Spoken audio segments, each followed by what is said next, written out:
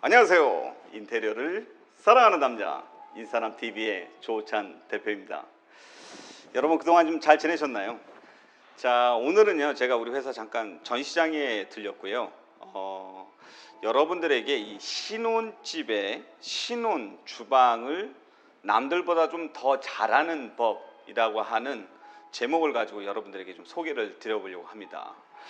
자, 저희들이요 그 굉장히 많은 신혼부부들을 상담을 드리고 또 수많은 신혼집의 인테리어를 진행하면서 이분들이 가지고 계시는 공통적인 문제점이 세 가지 정도로 추려지더라는 거예요. 특히 이 주방을 하시면서 가장 많이 갖고 계시는 문제점 세 가지. 첫 번째는 공간이 넉넉하지 않다라는 점이죠. 그래서 공간에 대한 제약이 있다라는 점이 문제점이고요. 또 두 번째는 뭐냐면 아무래도 이제 젊은 분들이 많으시다 보니까 인테리어를 좀 트렌디하게 디자인을 하고 싶은데 이 트렌디한 디자인이 뭔지 모르겠다. 그래서 좀 예쁘게 좀 디자인을 해달라고 하는 문제점입니다. 자, 그 다음에 이제 마지막으로 문제점은 뭐냐면 아무래도 여러분들께서 이제 신혼이시고 초기 진행을 하시는 거기 때문에 예산이 그렇게 넉넉하지는 않거든요. 그래서 이제 합리적인 가격으로 디자인을 했으면 좋겠다, 주방 인테리어를 했으면 좋겠다, 이런 말씀을 좀 많이 해주시는 편입니다. 자, 그러면 오늘 여러분들에게 이 세 가지 문제점 중에서 첫 번째, 이 공간이 협소하다라는 점에 대해서 어떻게 우리가 레이아웃을 빼면 되는지에 대해서 좀 소개를 드려보려고 하거든요. 우선 여러분 잠깐만 이렇게 보시게 되면 여기가요 이렇게 카운터 아일랜드가 하나 제가 설치를 해놨어요. 자, 근데 이렇게 이 옆쪽으로다가 한번 살짝 보시면 이쪽이 본래는 이제 주방이 일자형 주방이에요. 보편적으로 20평대 주방들을 다 보시면 공간이 굉장히 부족하기 때문에 일자형 주방으로 만들어낼 수밖에 없다라는 점이에요. 근데 이렇게 일자형 주방을 하나를 만들어 놓고 여기 정면에다 이렇게 카운터 아일랜드를 하나를 딱 설치를 해 놓게 되는 게 마치 이제 신의 한 수가 될 수 있다라는 설명을 좀 드려보려고 하는데요. 우선은 우리가 이제 주방을 레이아웃을 검토를 할 때 주방에서는 항상 주방 동선이라는 것을 굉장히 중요하게 생각을 하거든요. 좀 더 쉽게 말씀드려보면 재료를 준비하는 준비대가 있고 또 개수대에서 뭔가를 이제 우리가 정리를 하고 씻는단 말이죠. 그 다음에 이 조리대에서 초핑도 하고 뭔가 준비를 해서 가열대에서 가열해서 내나가는 이런 쪼로록 동선이 있고 이 동선을 우리가 잘 생각을 해 놓은 다음에 그 다음에 뒤쪽으로다 냉장고장이 있으면 이렇게 해서 삼각형 트라이앵글로다가 만들어내는 게 가장 주방에서 아름다운 주부 동선이다, 그렇게 이게 정석처럼 되어 있거든요. 자, 그런데 여기 카운터 아일랜드가 하나 생기니까 어떤 반응이 생기나요? 보편적으로 이렇게 하나로 일자형 주방이었을 경우에는 주방에서 혼자서 뭔가 일을 해야 되는데 누군가가 와서 여기서 도와줄 수도 있다는 점이 첫 번째예요. 그래서 부부가 둘이서 요리를 할 때 좀 즐겁게 할 수 있다는 장점이 생길 수 있겠죠. 두 번째는 뭐냐면 이 카운터 아일랜드가 없었다라고 하면 재료를 준비하는 준비대가 굉장히 협소하다는 얘기예요. 그런데 카운터 아일랜드가 있으면서 재료를 준비할 수 있는 준비대가 굉장히 넓어졌다는 점. 그래서 준비도 하고 가열도 할 수 있는 이런 전체적인 동선을 만들어낼 수 있다는 게 가장 큰 장점이 되겠죠. 자, 주부 동선을 이렇게 해서 카운터 아일랜드로 해서 숨통을 좀 틔워놓은 다음에 보시면 제가 여기 이렇게 상부장을 좀 넓게 만들어 놨거든요. 이렇게 상부장을 넓게 만들어 놓고 이게 이제 바스툴, 바체어라고 얘기하는데 살짝 좀 높은 그런 의자예요. 이렇게 두 개가 있으니까 어떻게 되느냐? 카운터 아일랜드가 주방으로서의 기능만 하는 게 아니라 식탁으로서의 기능도 같이 해주더라는 얘기예요. 그래서 키친, K가 자 다이닝이라고 하는 이 다이닝룸, 그러니까 식당까지 같이 병행해서 사용할 수 있다는 점이 장점입니다.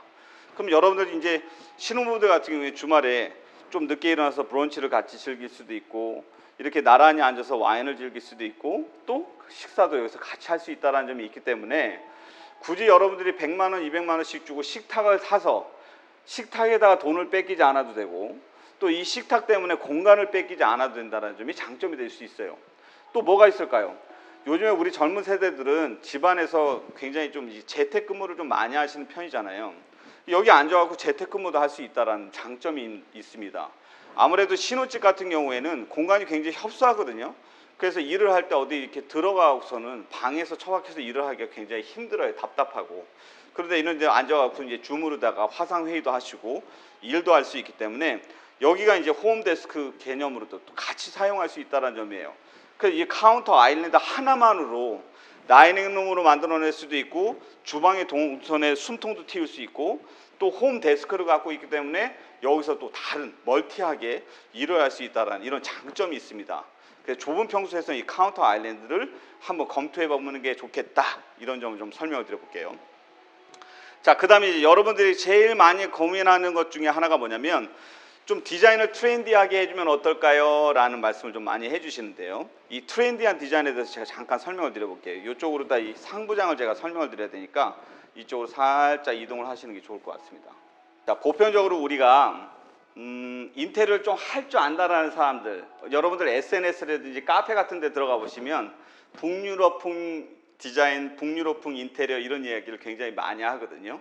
자, 지금 보시는 요 상부장하고 이 기역자의 주방이 북유럽풍의 좀 대표하는 트렌드다라고 볼 수가 있어요. 그러니까 이 트렌디함이라는 게 어떤 유행에 확 쫓아갔다가 나중에는 없어지는 그런 인테리어가 아니라 꾸준하게 지속적으로 마치 스테디셀러처럼 계속 사랑을 받는 그런 디자인 컨셉 중에 하나라고 볼 수 있는데, 신혼부부에서 아까 제일 먼저 말씀드렸던 것 중에서 중요한 것이 공간에 대한 제약이 있었잖아요.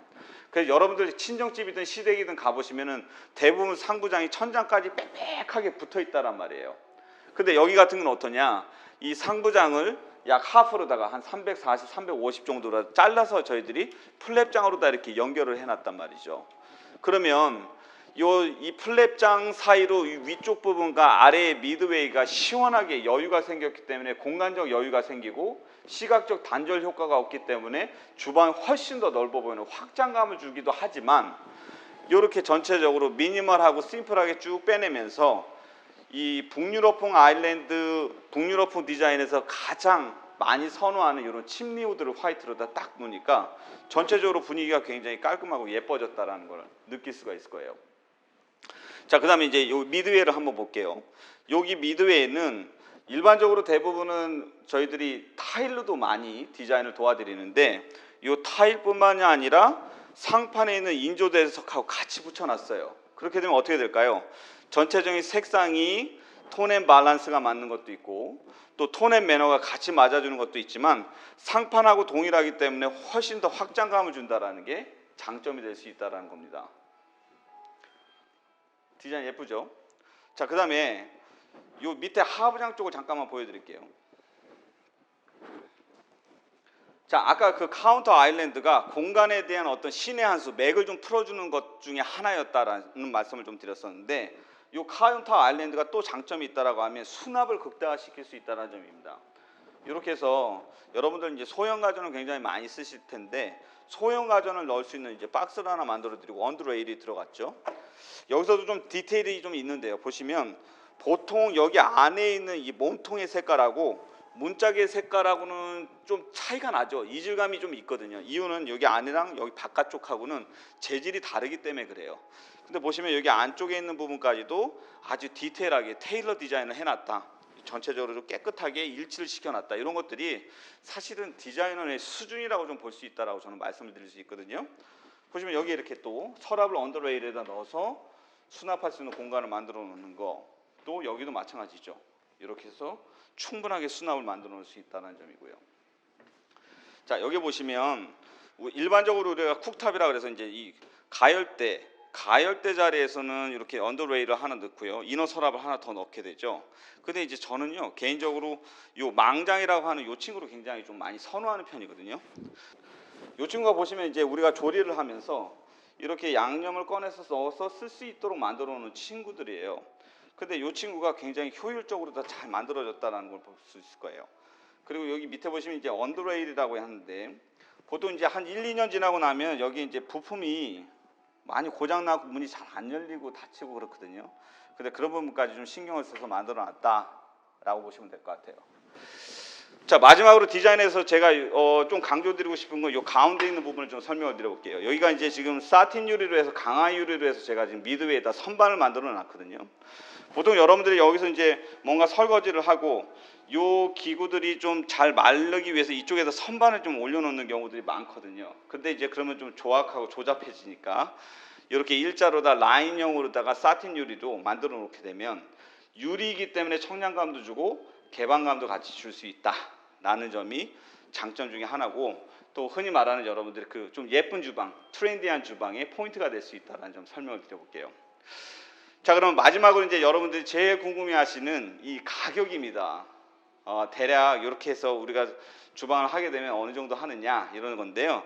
가격은 물론 여러분들이 이제 전문가하고 잘 상담을 하시는 게 좋겠지만, 보통 이렇게 일자 주방으로다가 하나를 만들어내면 한 300에서 350만 원 정도 추가가 될 거고요. 그리고 이렇게 이제 아일랜드 하나 만들어낸다 그러면 100에서 120, 150 이렇게 추가가 된다, 이렇게 보시면 될 것 같은데요. 이 친구는 그래도 좀 대기업 제품인데도 불구하고 굉장히 합리적으로 저렴하게 많이 나온 거예요.